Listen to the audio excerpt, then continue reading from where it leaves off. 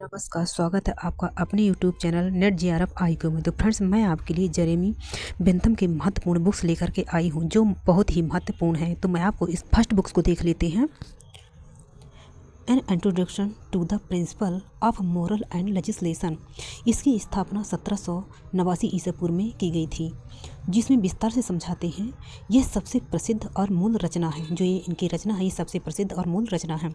इसमें उन्होंने सर्वाधिक लोगों का सर्वाधिक सुख का सिद्धांत दिया है। उन्होंने इसमें कहा है कि अधिकतम व्यक्तियों की सुख की इच्छा होती है और व्यक्ति सुख का ज़्यादा इच्छुक होता है। तो उन्होंने इसमें विस्तार से समझाया है। दूसरी फ्रेगमेंट ऑफ गवर्नमेंट, ये 1776 ईसा पूर्व में इसकी स्थापना की गई थी। इसके अंदर देख लेते हैं। इस पुस्तक में उन्होंने सरकार की प्रकृति, उद्देश्य और सीमा पर चर्चा की है और कहा है कि सरकार का लक्ष्य लोगों को अधिकतम सुख होना चाहिए। बेंथम का मानना था कि वह कल्याणकारी राज्य की कल्पना करते हैं और उनका मानना था कि मनुष्य सुख प्राप्त करना चाहता है और कठिनाइयों से तथा दुखों से बचना चाहता है। तीसरी पुस्तक देख लेते हैं, द रेशनल ऑफ पनिशमेंट। यह 1830 ईसा पूर्व में इसकी स्थापना की गई थी। इसके अंदर वो लिखते हैं, इसमें बेंथम के दंड व्यवस्था को सुधारने की बात कही है। उन्होंने कहा है कि दंड का उद्देश्य प्रतिरोधी नहीं बल्कि सुधार और सामाजिक भलाई होना चाहिए और सामाजिक भलाई की कोशिश करनी चाहिए। चौथी पुस्तक देख लेते हैं, ए थ्योरी ऑफ लेजिस्लेशन। इसकी स्थापना 1830 ईसा पूर्व में की गई थी। इसके अंदर जो समझाते हैं विस्तार से, यह पुस्तक उनके कानूनी दर्शन का सार प्रस्तुत करती है। उसमें कानून को उपयोगिता के आधार पर परिभाषित किया गया है। पांचवी पुस्तक देख लेते हैं, panopticon or the inspection house. इसकी स्थापना 1791 ईसा पूर्व में की गई थी। विस्तार से समझाते हैं इस बुक्स में। इसमें उन्होंने एक आदर्श जेल प्राणी का वर्णन किया है। इसमें एक प्रहरी सभी कैदियों पर नज़र रखता है। मतलब जो जेल में कैदी थे उनमें एक जो प्रहरी था, इस सभी जेल वासियों जो जेल में थे उनके ऊपर सारे लोगों के ऊपर वह नज़र रखता है, जिसमें इसका वर्णन किया गया है। छठी पुस्तक देख लेते हैं,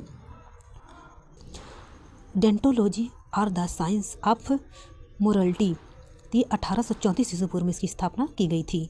इसमें उन्होंने नैतिकता के उपयोगिता के आधार पर प्रशंसित किया है। उन्होंने कहा है कि नैतिक वही है जो अधिकतम सुख दे। बेंथम है, वह अधिकतम सुख का सिद्धांत देते हैं और उन्हें उपयोगितावादी भी कहा जाता है। सातवीं पुस्तक देख लेते हैं, कॉन्स्टिट्यूशनल कोड। ये 1827 से 1832 ईसा पूर्व में स्थापना की गई थी। इसमें उन्होंने राजनीतिक और प्रशासनिक सुधारों का प्रस्ताव रखा है। यह पुस्तक लोकतंत्र और उत्तरदायी सरकार की दिशा में महत्वपूर्ण योगदान है। इस पुस्तक में उन्होंने राजनीतिक और प्रशासनिक सुधारों का प्रस्ताव उन्होंने रखा है और लोकतांत्रिक उत्तरदायी सरकार की दिशा में महत्वपूर्ण योगदान प्रदान करते हैं। आठवीं पुस्तक देख लेते हैं, table for the inspiring of action. ये 1817 में इसकी स्थापना की गई थी।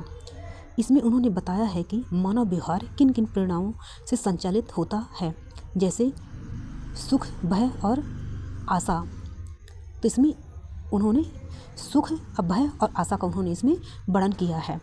तो फ्रेंड्स, जो ये बेंथम थे, ये अधिकतम व्यक्तियों को अधिकतम सुख की कल्पना करते हैं, क्योंकि मनुष्य वो मानते हैं कि जो मनुष्य है तो दुखों से बचना चाहता है और सुख प्राप्त करना चाहता है। तक में इनका वर्णन किया है। तो फ्रेंड्स, आपकी ये सारी बुक्स कंप्लीट हो चुकी हैं। अगर फ्रेंड्स आपको हमारा वीडियो पसंद आया हो तो प्लीज़ इसे सब्सक्राइब कर लीजिए और लाइक कर दीजिए, ताकि मैं ऐसे ही आपको अच्छी अच्छी वीडियो लेकर के आती रहूँ। धन्यवाद।